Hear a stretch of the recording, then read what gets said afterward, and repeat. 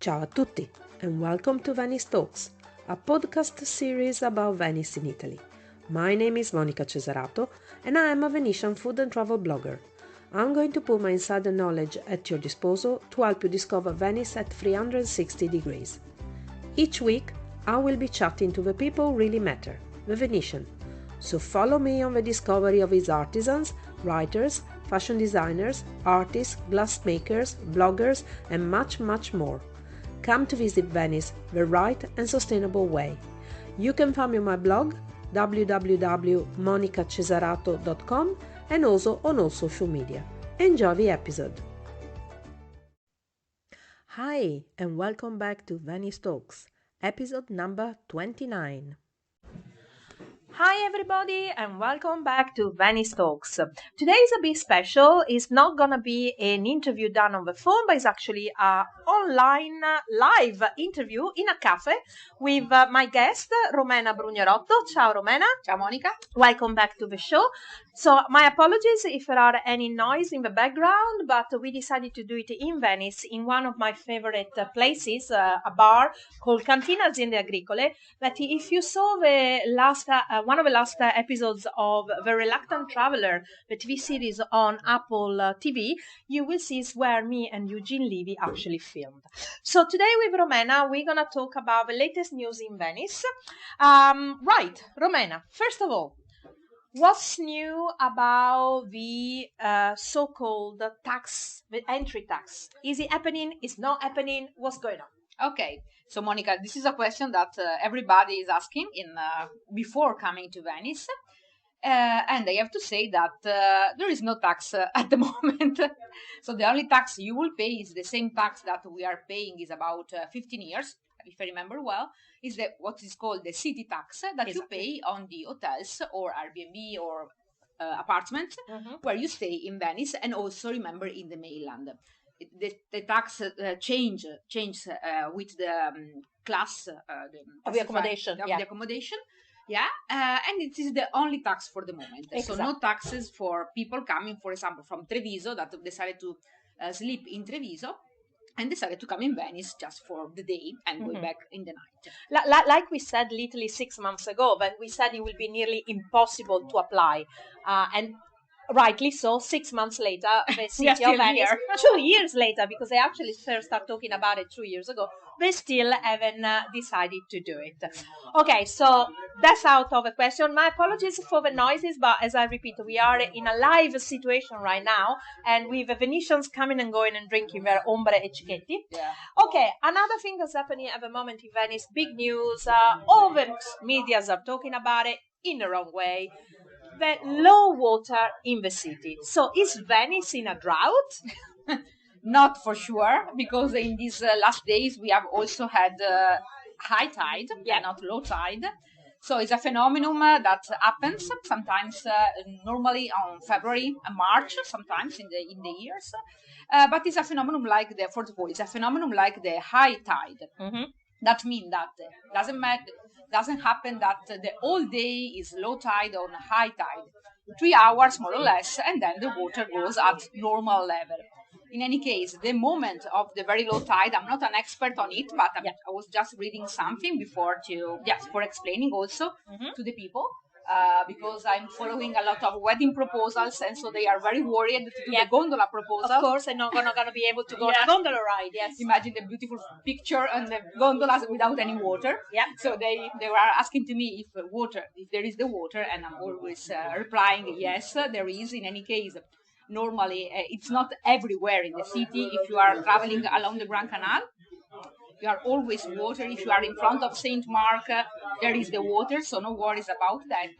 So if you decided to do the gondola ride for a proposal or for every reasons, you can do it in any case. So it's just a phenomenon that happens in particular moment of the year. Yeah, usually it's January, February, it's due to the moon.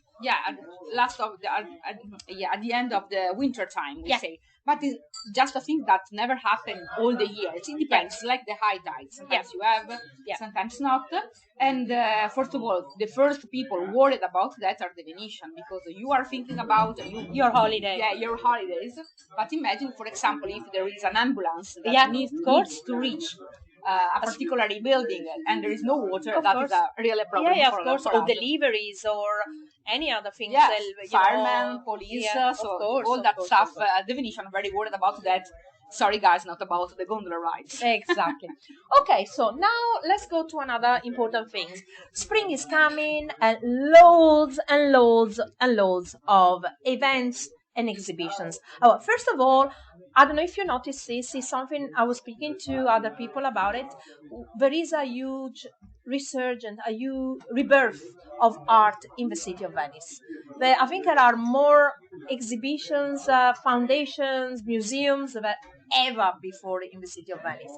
So at the moment, what's new, as in exhibitions? So first of all, my advice is to check before coming, because what I'm saying today is that a person has special needs. If you love contemporary art, or if you love classic art, if you love Renaissance art, you have to check it about. So I'm not saying, for example, if it is your first time that you come in Venice, it's not mandatory to go to Dodge's Palace, even if it's important for understanding, because, for example, you love contemporary art. And so you can study a little bit an itinerary that follow the contemporary museum, the contemporary exhibition. So that is very important. We are not the same, no? So we can decide what to do when we come over here. If it is your second time or third time, and you want to come back to Venice, like always, Venice offers a lot of possibilities. We are just coming back from an exhibition today that is dedicated to the Renaissance artist Carpaccio. Yeah, fantastic. On the Doge's Palace. Fantastic, one of the best I ever seen. Loads of red, very vivid colors. Is very well lit. The lighting was very good, and very a good. The curator did a good job. I think it was very So nice. that could be an option if you love Renaissance art, and you are going also on Palazzo Ducale. You can buy the ticket and visit both exhibitions. It should be on until September, right? Yes, beginning of the fall season. Okay. So that could be a good advice. But in any case, in the next few days, we are opening other exhibition. For example, there will be a new one starting on the March 29. If you remember, there was a palace called Casa Treocchi. Yes. Casa dei Treocchi. Yes, on the Giudecca Island. Yeah. Where there was a very beautiful exhibition about photography. So they will. They are not anymore over there, so they moved in another place that I think is very interesting to see. That is on Saint George Island. So if you are going to Saint George Island, you have the possibility to see a very beautiful exhibition that will be dedicated to the Italian photographer Ugo Mulas, that we open over there, and I think that will be very interesting to see, because all this space that they were going to use are new, so they're making renovation, and will be very interesting. So literally what's happening is, for the people that are listening, on the island of San Giorgio at the moment there is already what is called Le Stanze del Vetro, the glass rooms, where for years they've been doing amazing exhibitions about the contemporary glass from the island of Murano, and it has been always for free entry. And the island of San Giorgio decided to do exactly the same thing for photos. So it's gonna be called Le Stanze della Fotografia. So the photographic rooms, and I assume it's gonna be along the same path as the free entry. No, I don't do it. No, you have to pay. Okay? Oh, you have to pay. Okay, okay, okay. Sorry. I thought this will be free entry.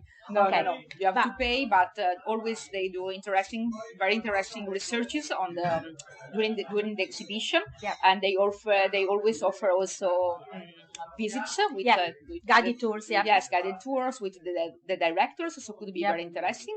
And when you go to Saint George, my suggestion is to go also to visit the monastery of St. George. Well, you can spend a whole day in on the island of St. George. Yeah, because there's a coffee. Yeah, there's a coffee place. There is a beautiful the bell tower that you can go upstairs. There is a church that is a beautiful church to visit.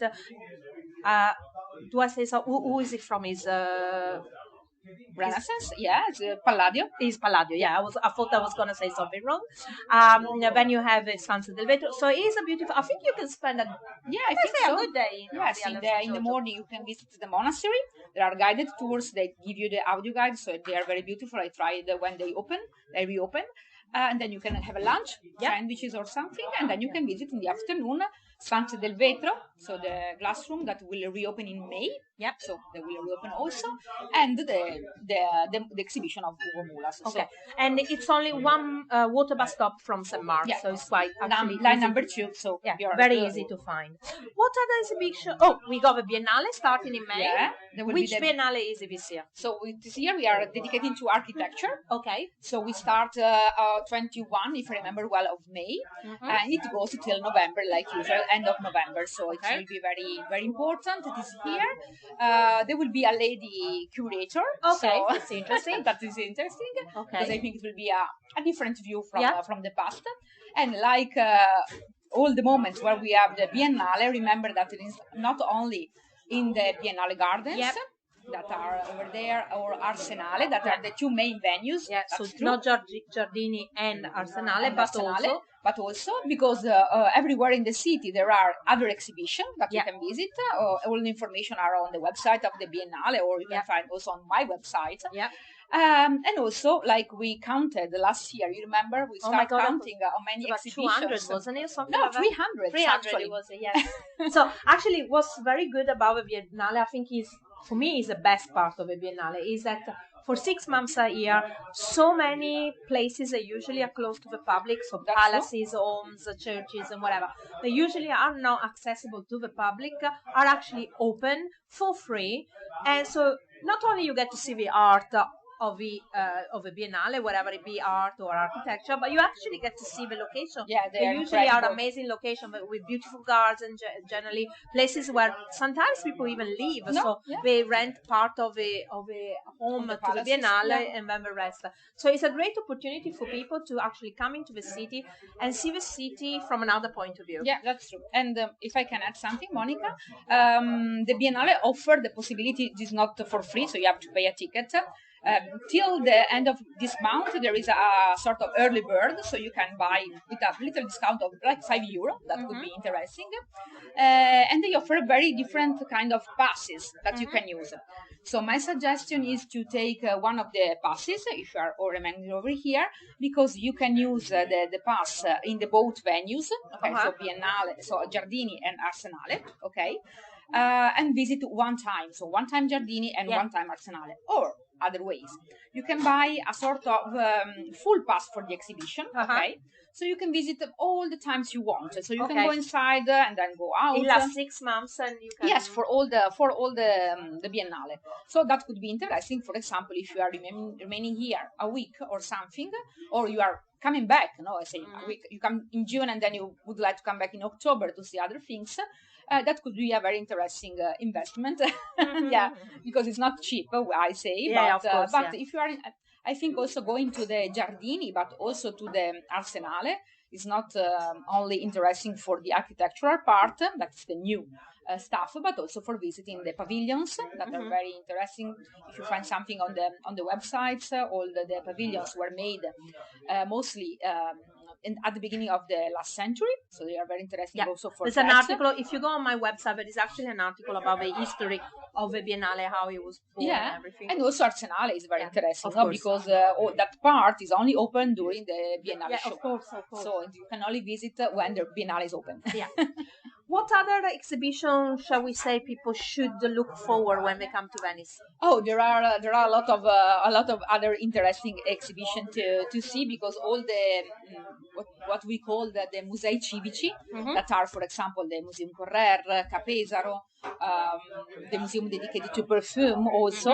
All that museums are opening with new exhibition. So most of them in the same moment of the architecture, so May. Normally, so that also could be deserve a visit. If you know there is a pass that you can buy and you can visit everything you want all the times you want, so could be very interesting. And if you are coming, remember, if you are coming for the fall season, but probably we'll do another episode of our we'll definitely do that. Now, one thing I noticed on social media, I was reading the other day, is about now you can take your dog. I was just reading yesterday. Exactly. Not, so they're doing dog sitting, but where was it? Ducale, yes? Or it was Mose Correr? I can't remember. The photos were taken from the Correr. Correct. But I think it's a project for the whole Musei Civici. Okay, so for the whole what do you call, for the whole group of the civic museums.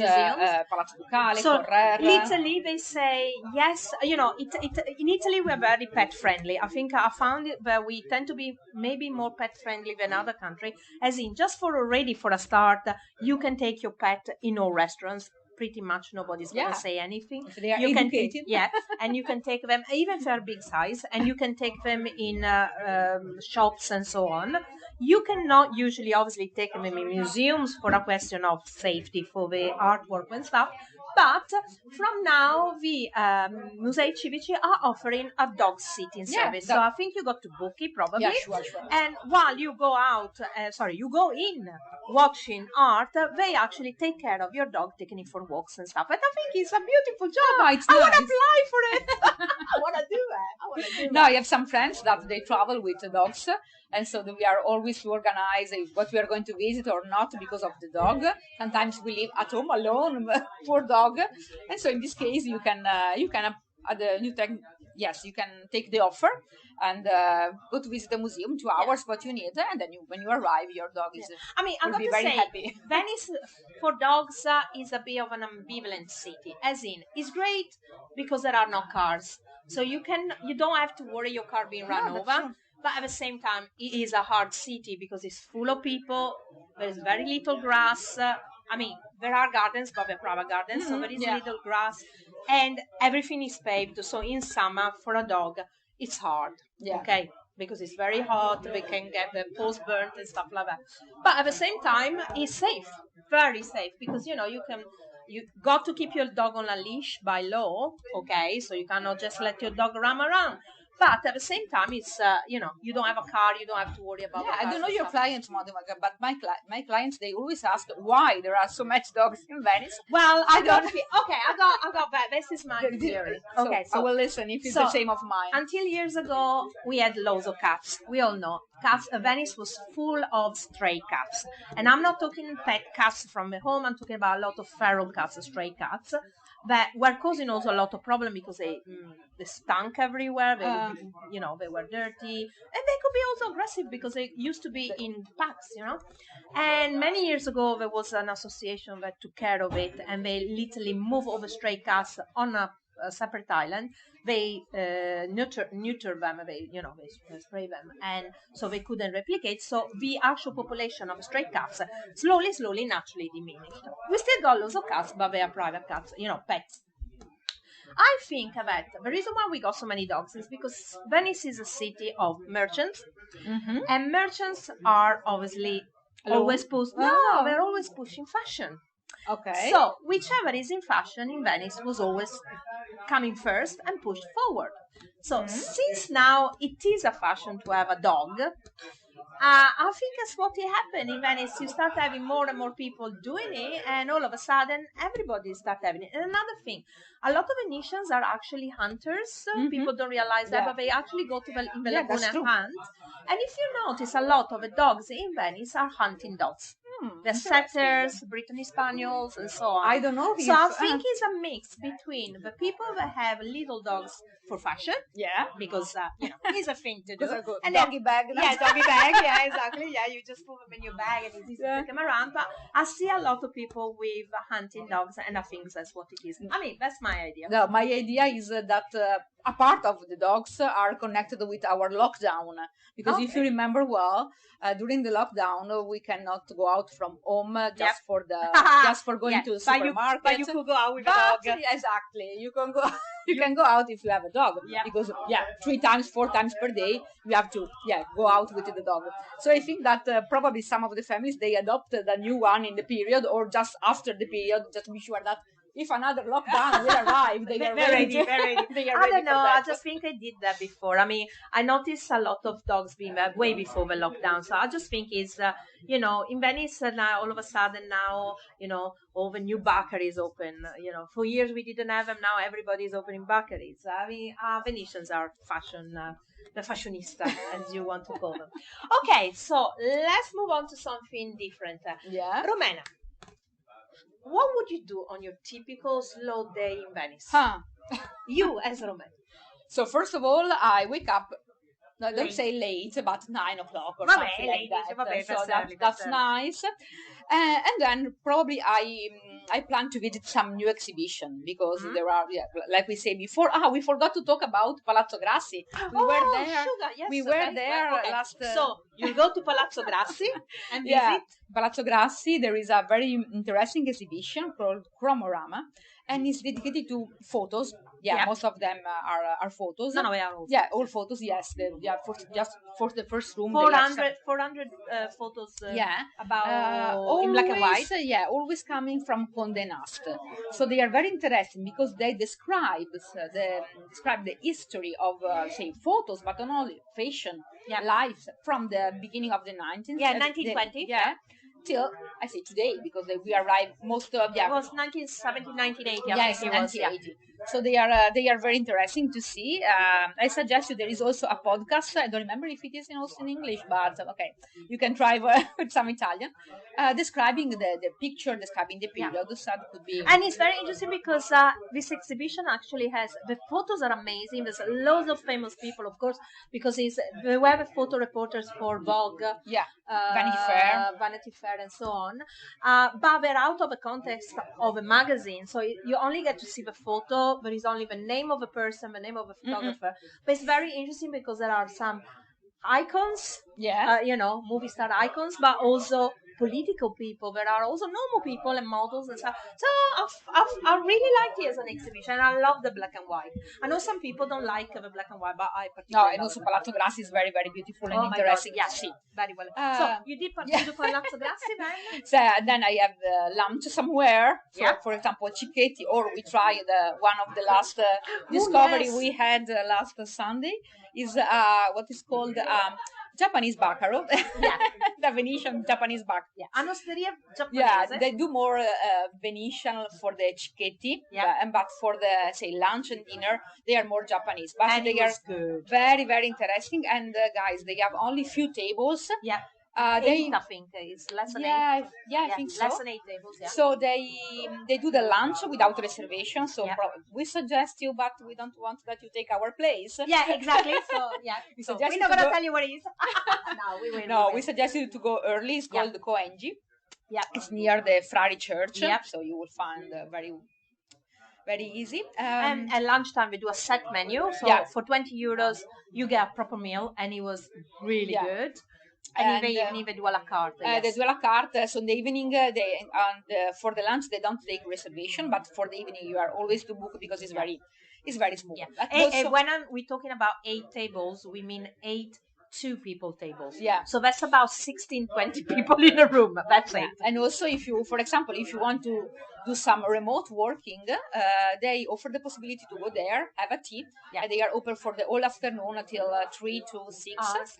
So you can take a tea, a piece of cake if you want, a piece of cake if you want, and then you can work. They have. So after Coengi, where would you go? After Coengi, I will sure take a good coffee. Okay. Because I need it. So a coffee, there is a Tonolo over there that is pretty close. Or another pastry shop in the Mama Fe. Yeah, Mama Fe also. Yeah, that's nice.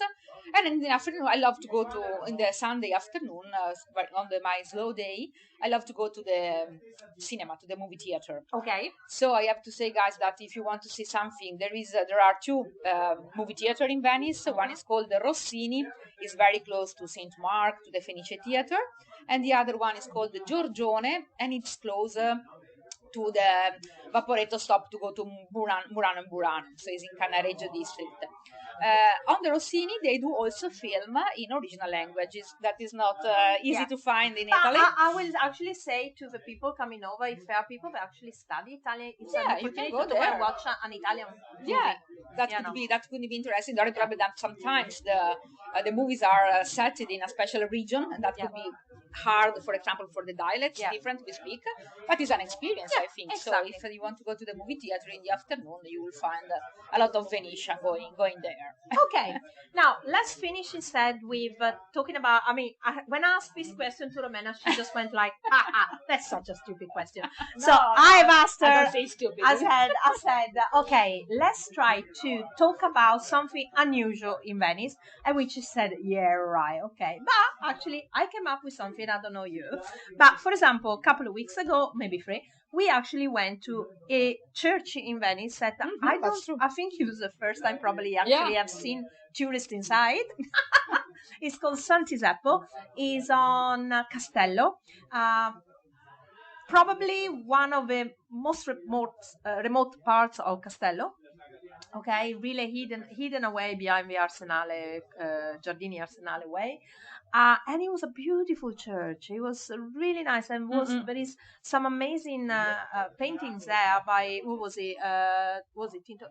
Was it Tintoretto? No, there was Tiziano. Titian, and it was really, really cool, and nobody ever goes there. So that's my unusual place to go, San Tiseppo. Where would you send people? So since spring is coming, because we are most probably at the end of March, I suggest you to go to visit the Lido Island. Okay. I was reading a question the last days about a lady asking if was better to go to the Lido Island of Venice or to the Lido of Jesolo. Okay. The 2 different things, folks. Yes.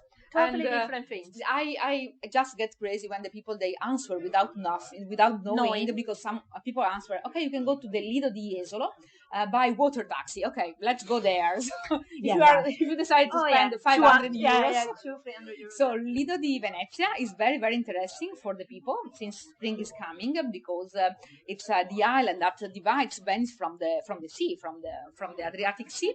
And over there we have all the beautiful sandy beaches of Venice, but not only for that. Normally we open the season in beginning of May or 25 of April. It depends how the years go. How we feeling? Yeah.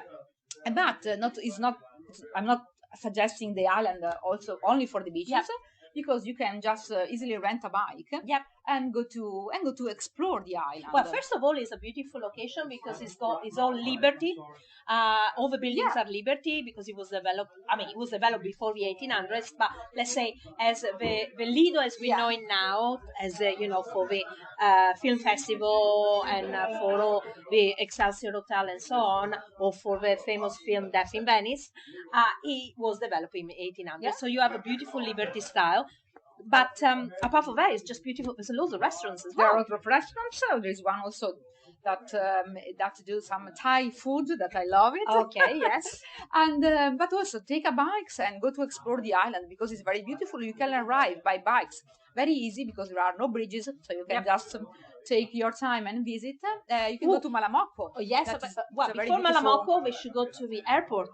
Because on the other side, of the Aeroporto Venicelli's airport was awarded back years ago from the BBC a prize for being the best looking airport in the world because it was actually designed again in the 1800s beginning of the 1900s, and it is stunning. It is really all the Art Deco it kept all the Art Deco decor and furnishing, and it's really beautiful. And it's still used like an airport just for smalling and private flights, but you can go visit. If you got enough money to arrive by plane, guys, that's you can go over there. And for sure you can arrive. I was saying to Malamocco, that is a very beautiful small village in the island. Have a coffee or sit down for the lunch.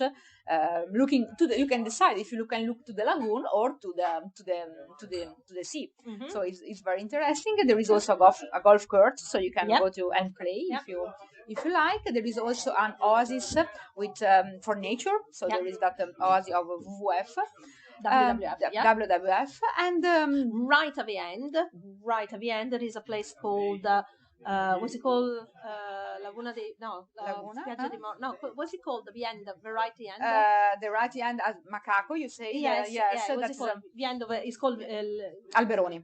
Yeah, but right at the end of the Alberoni is called the end of the island or something like that. Okay, right at the end of the end, there is this place that only opens this summer, of course, and is this forgotten in the middle of nowhere little chalet, cafe, restaurant, bar, whatever, and you can only reach by walking. You cannot go any other way. You can only walk there. So and you it's leave your bike and you go there. I think it's 2 kilometers walk or something like Yeah, that. so it's very interesting. So I suggested to go to explore the Lido Island because nobody think about that. Nobody think going over there, and it could be very interesting. It could be a choice also for the hotels because they offer good prices, better than the city center, I have to say. So if you book early, not last minute, you can find interesting prices also. And remember, if you find a place close to the Vaporetto stop, you can reach Saint Mark in 15 minutes. Yeah. And the Vaporetto all the day and also during the night. So no problem for coming back